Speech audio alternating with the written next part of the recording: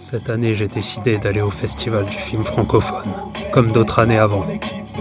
Aussi loin que je m'en souvienne, j'ai toujours voulu être acteur, et ce depuis l'enfance, bien avant le rap. Même si le rap a commencé à 12 piges pour moi, c'est dire. Je vais vous raconter cette aventure du FFA 2024, et quelle aventure! Un magnifique premier film avec Sofiane Zermani, Fianso. Un film qui replonge dans mes origines algériennes. Une magnifique prestation et histoire. Étant originaire de Gigel, en petite Kabylie, pas la grande Kabylie à ne pas confondre. Chez nous, on ne parlait pas kabyle. Représente Gigel et Constantine. Quand je dis chez nous, c'était chez mes grands-parents à Romainville, dans le 9-3. Là, on s'est tapé des barres avec Laurent Lafitte, l'écran a démarré tout seul pendant qu'il présentait le film. Pareil, un film poignant, avec un scénario impeccable et des jeux de rôle superbes, pour une survie en terrain de guerre. On a tourné là-bas, donc ça a été un moment très éprouvant à reconstituer, parce que même si on sait qu'on est dans la fiction, on est quand même sur place.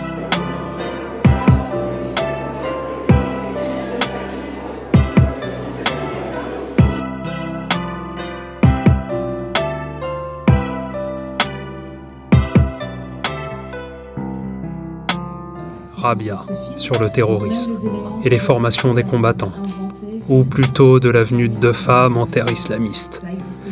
Des émotions, des regrets, des personnages. Un fil conducteur qui retrace les erreurs de parcours de beaucoup de monde.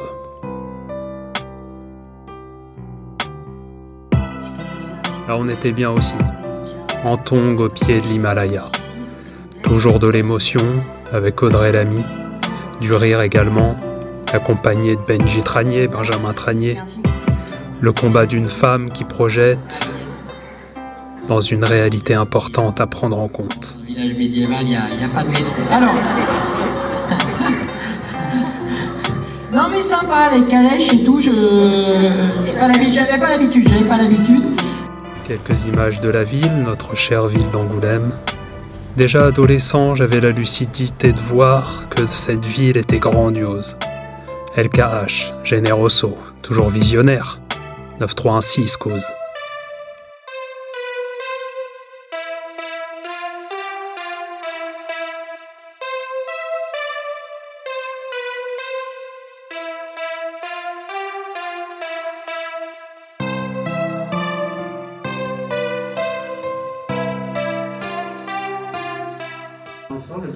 Un court-métrage ici très sympathique. C'est là qu'on voit la précision de l'art dans toute sa splendeur. Jeu d'acteurs, costumes, plans précis, lumière, décor. Et alors là, on arrive à ce magnifique documentaire. Waouh, quelle puissance, j'ai kiffé. Que d'inspiration, que de conseils. Quelle vision d'avenir, tout ce que j'aime. Merci Élise Baudouin. Merci Claude Lelouch. On a trouvé des petits trésors, parfois des bobines de vinyle qu'on utilisait même pas les images. Et en fait, on a énormément déroché, on a vu des photos, des vidéos personnelles, des...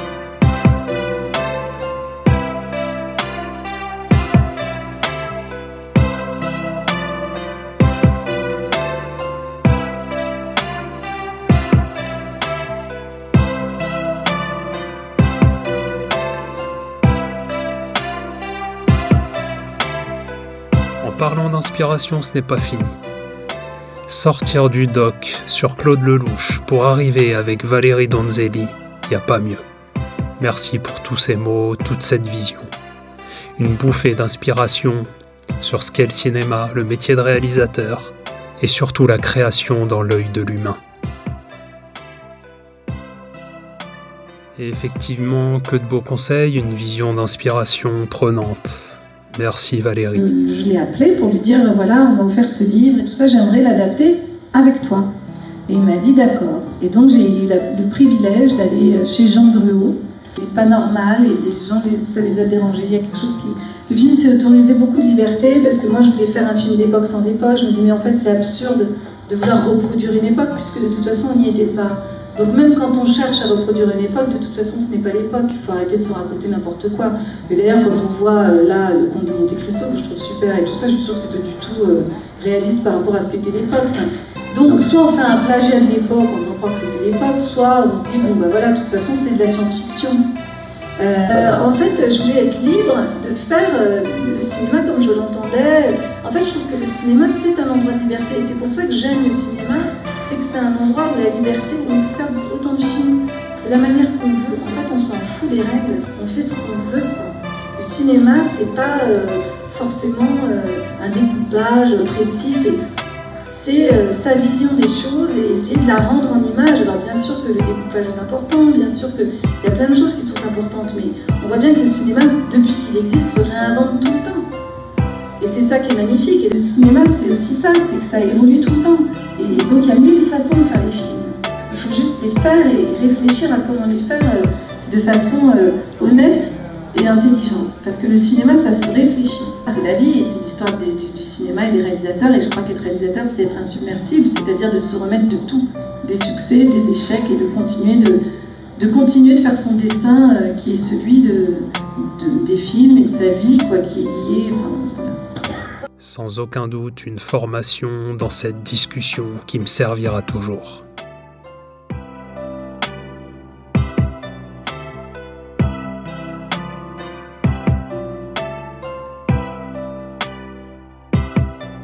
Un rapport au cinéma réaliste. Je crois que ce qui me plaît dans les films, c'est de faire des films qui sont quand même liés à l'imaginaire C'est-à-dire que oui, je ne fais pas un cinéma naturaliste, on va dire. Donc on rentre dans un univers qui est un peu le mien, quoi, et dans lequel on flirte entre différentes frontières, quoi, qui sont un peu burlesques, un peu légères, mais en même temps émouvantes. Je sais pas, ça navigue comme ça, un peu avec toutes les émotions. Les autres rôles, est-ce que tu les connais déjà ou est-ce que tu vas les caster derrière? Non, souvent je les connais, ou alors je peux rencontrer quelqu'un et me dire tiens, lui serait super, allez hop, en voiture. Mais non, j'ai quand même. Je fais pas beaucoup de casting, c'est vrai. J'aime pas beaucoup faire passer des castings parce que j'ai l'impression que quand on regarde quelqu'un, sa manière de bouger, sa manière de parler, on sait beaucoup de choses déjà. Donc en général, je me fie à mon instinct. Mais bon, de temps en temps, quand même, je prends des directeurs de casting. J'ai l'impression que maintenant, quand même, il y a beaucoup d'acteurs qui font leurs films et que c'est un peu lié aussi à la... Enfin, je sais pas, en fait, je dis ça. Parce que la notoriété aide à réaliser, peut-être. Aujourd'hui, peut-être que la notoriété a pris beaucoup de place, donc peut-être, oui. Mais moi, je pense que c'est aussi que j'ai pas vraiment eu de carrière d'actrice. Peut-être que si j'avais une vraie carrière d'actrice... Et effectivement, la caméra a coupé, mais heureusement, j'avais capté le plus important, et presque la totalité. Angoulême en noir et blanc. Éperon. Notre ville vivante.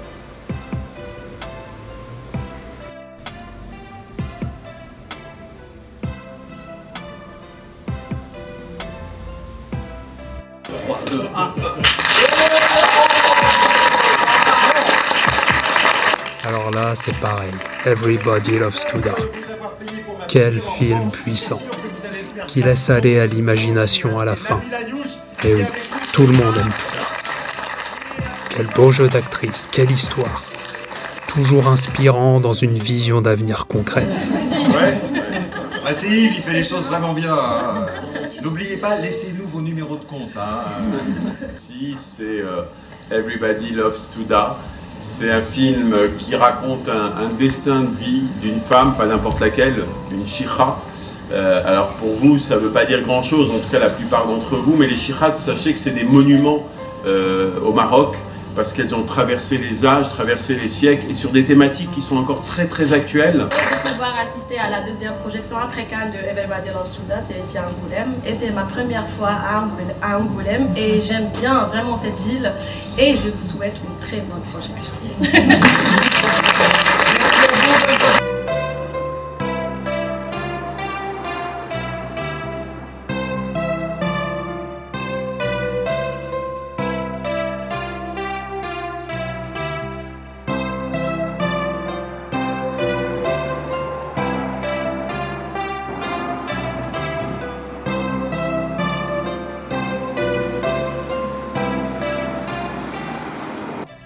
voudrais pas me répéter, mais là c'est la même chose. Une inspiration prenante dans ce documentaire. À voir et à revoir sans aucun doute. Une réalisation inspirante, de l'imagination, de la création, derrière et devant la caméra. Une vie au sens le plus large du terme. Waouh! Une jeune femme qui est là dans la salle et que je vais appeler, qui s'appelle Clémence Coulon. Clémence, que tu me rejoins s'il te plaît. Je suis un peu identifiée à elle et à cette jeunesse magnifique, qui est l'avenir en fait du cinéma, c'est vous les jeunes. Donc c'est Clémence, c'est tous les jeunes qui sont ici, en France, tout ça, voilà. C'était incroyable parce que la pièce a duré 1 mois et demi, on a travaillé pendant 1 mois et demi, et Valérie était toujours là. Et ce que j'expliquais, c'est qu'à un moment, on a complètement oublié que Valérie, c'était aussi son talent, du fait qu'on l'avait oublié, qu'elle était quand même là en train de filmer. Et quand j'ai vu le film, je me suis dit, mais c'est fou, je ne savais pas comment elle avait pu avoir tout ça.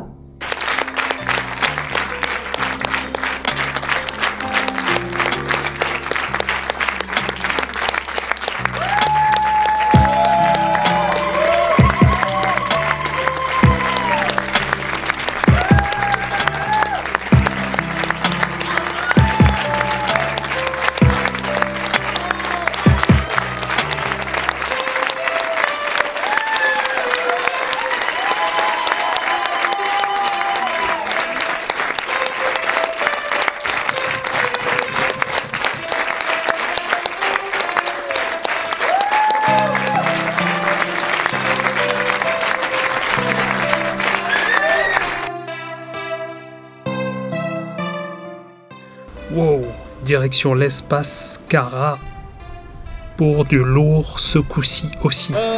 Avec Alban Ivanov, Audrey Pirou, Soso Manes. Un film sur la boxe. Bien sûr drôle, mais tout aussi inspirant également. Moi qui avais commencé la boxe à 16 ans, mais qui n'a pas continué alors que j'avais du lourd à faire. Ça reste tout de même agréable de voir ce genre de film. Bonsoir Cara, est-ce que vous êtes chaud? J'ai rien entendu, est-ce que vous êtes chaud? Il a son palmarès 55 victoires par KO, une seule défaite, monsieur Alban Ivanov. 0 victoire pour 0 défaite, mais on croit en lui ce soir, monsieur Xavier Bonnefond. Une seule option, une victoire par KO.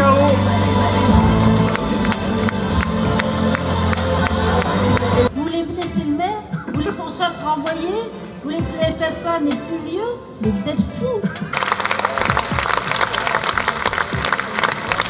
Je crois que c'est vraiment vous qui boxez dans pas mal de scènes du film. Tout à fait. Déjà, merci à tous de votre accueil et merci d'être là. C'est vrai que quand Varan qui m'a proposé le film, à la base, il cherchait un acteur qui ressemble à un dragon de Komodo. Du coup, le choix a été évident tout de suite. C'est pour ça que je voulais vous dire, j'arrête l'humour, c'est fini. Non, je suis désolé. Je vous dis que je suis boxeur. J'essaye d'accompagner Alban, aka Lucas, dans son aventure. Et quelle aventure que vous allez découvrir, et on est effectivement très très heureux d'être là. Et quelle chance de pouvoir venir le voir à Angoulême, mon premier festival de cinéma. Je t'avoue que d'habitude c'est tous les festivals de musique. Mais franchement, Angoulême, vous avez une belle ville, c'est chaud. Merci à la fois Marie-France et Dominique qui font le festival, mais qui font également en partie le succès de cet événement.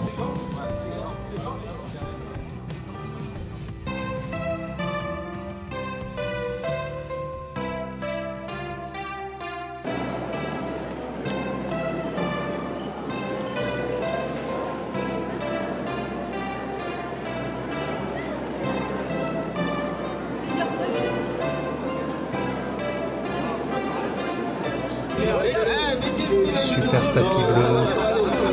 En approchant de la fin du festival, on a eu des magnifiques films, des superbes prestations. Le temps d'acteur, Varan, excuse-moi, de lancer le film. Il a pas été trop rude. Les émotions et les rires avec le public, et vraiment quand on entend les gens rire ou quand ça marche, quoi, c'est vraiment jouissif. Donc c'était un vrai kiff de présenter le film et j'ai l'impression que ça vous a plu, donc ça c'est vraiment le... Oui, il y a une seule personne qui a c'est pas mal. Bon, bah, si ça a plu quelqu'un, tant mieux déjà. D'être venu, c'était génial de vivre effectivement. Ah ouais, merci de remplir les salles de cinéma. Merci, c'est grâce à vous que ce qu'on fait existe. C'est génial. Et je suis charentaise, donc autant vous dire quel est mon problème. Faites du bruit. Et ben c'est quand même hyper chouette. Soso Maneskin n'est pas charentais, mais c'est quand même très chouette d'être Angoulême. Je t'en fais un freestyle là. Non, super content d'être à Angoulême. Premier film pour moi, premier festival. Et quelle chance de pouvoir voir ce premier film dans une salle de 2700 personnes. Aujourd'hui, qui se volcan qui est très vivant. Donc je voulais accepter parce que en fait il est très mars 2025. Donc vraiment le 5 mars juin, nous rejoignent sur cette scène et avec ce film on avait vrai qui me semblait à la fois complexe et très c'était merveilleusement écrit, c'était merveilleusement sincère. Et oui, ça m'est allé droit au ventre, comme je dis, parce que je joue avec mon bible, et si mon bible ne répond pas, je réponds pas. Mais une chance extraordinaire de pouvoir incarner un commandant de sous-marin nucléaire. Ouais. Ce matin, je me suis levé à 4h du matin, j'ai pris un avion très tôt, pour voir qui, pour vous voir tout. Et ça peut plaisir, parce que on les attend pied ferme, on attend de voir leur tête, leur sourire, leur réaction. J'espère que ça va être aussi. Écoutez, moi je suis un peu comme aux Jeux Olympiques, ici c'est Angoulême, ici c'est le festival francophone, le seul festival francophone au monde. Donc autant vous dire que c'est le centre du monde, c'est l'excellence, c'est la réussite, c'est atomique, c'est irradiant, c'est formidable, c'est vive Angoulême, il n'y a rien à dire, voilà, vive Angoulême libre. Voilà. Eh oui, vive Angoulême libre. Et merci José. À devenir de grands pianistes et qui vont être arrêtés dans leur élan, j'arrête là. Le fait qu'on soit jumelles, Mélanie et moi, on sont depuis 10 ans, donc ça aide. Mélanie, justement, peut-être un mot sur ce rôle, parce que cette histoire de sœur, elle est... Elle est incroyable. J'allais dire une incroyable aussi. Oui, l'histoire des sœurs aînées est incroyable, leur scénario est incroyable, et le fait qu'on soit amis dans la vie et qu'on ait la chance de pouvoir faire ce film sans qu'ils le sachent à la base du classique. Vous saviez pas qu'ils étaient amis. Pour ce rôle-là, je suis très... j'en dois beaucoup.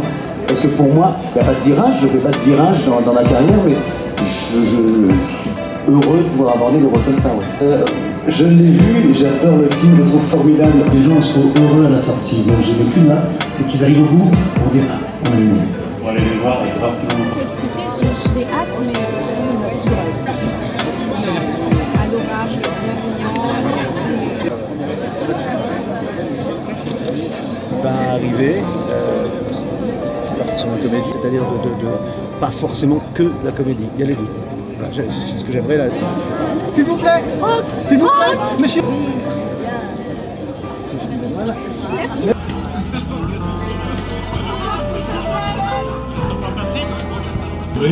C'est un peu vite. Non, on reviendra hors festival pour la découvrir. C'est des choses de Fred Valentin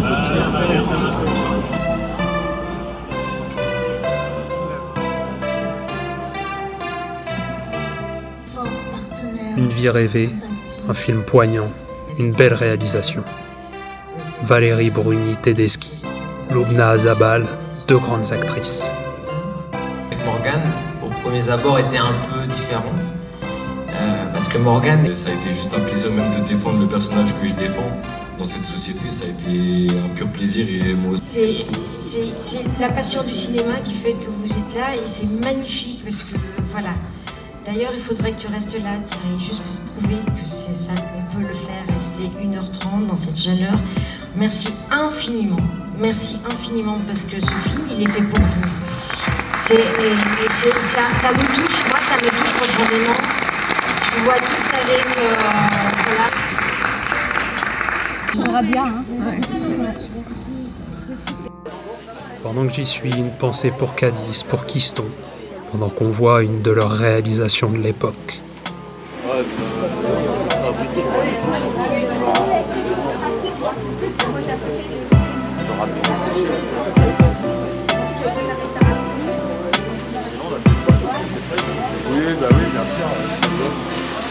mon gars, tu tout seul ta voiture. Sur le temps qu'il arrive, moi je suis déjà chez moi. Et pour finir, on était sur un documentaire génial sur Michel Simon, le chef étoilé de la critique de cinéma, selon moi et de ce que j'ai compris ce jour-là. Une vision de vie et d'avenir tout à fait prenante. Un merveilleux essai documentaire sur la passion du cinéma, sur ce qu'est une critique, avec les goûts très assurés et les avis très définitifs, mais très sûrs de Michel Simon. Vous allez voir ce qu'il dit, d'ailleurs, je n'avais jamais entendu dire ça, mais il dit dans le documentaire que tout le monde s'improvise critique à présent, alors que c'est un véritable métier. C'est arrêté, je me suis dit c'est pas possible. De cinéma, ce qui est quand même relativement rare pour des cinéastes, et que... C'est manqué à la fin, ça va fermer qu'on va sortir de la projection pour ceux qui...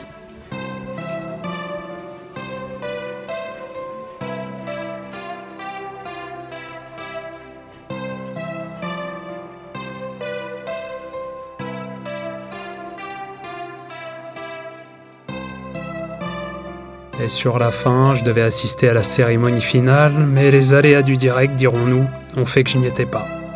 Alors je vous laisserai sur ces images finales du théâtre d'Angoulême. J'ai rêvé, j'ai été inspiré durant ce festival. Nous sommes passés dans une entr'acte de vie prenante, une bouffée d'air comme à l'habitude sensationnelle. Je me suis ici rapproché à nouveau de ce que je désire le plus au monde. Car Driss vit, car LKH vit, car Generoso vit et fait. Il fait et il vit, encore et toujours. Alors, à l'année prochaine, à la próxima vez.